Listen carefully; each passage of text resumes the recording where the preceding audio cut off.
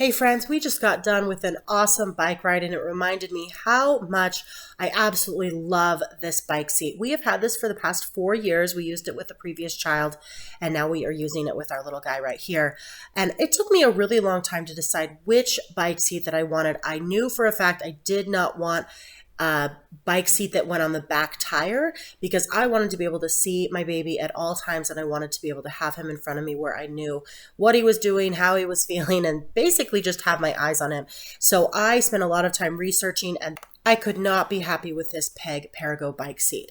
Now keep in mind, when you're riding, you cannot make tight turns. You'll know obviously when you are on the bike, but that is just something that is part of having the baby on the front seat. It's also really top heavy. And so I'm pointing at the kickstand here because when the bike is seated in a position, you do need to lean it and kind of rest the handlebars on the bike seat.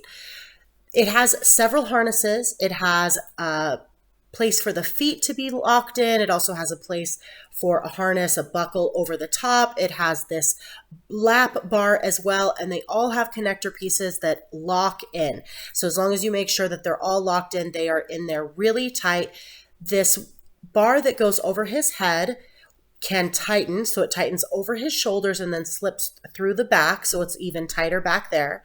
You can put his feet in, which I always adjust at the very end, but his feet go on the bike feet pedals, and those actually lengthen. So depending on how tall your child is, you can move those up and down. You can adjust as they grow. So that is a really awesome feature.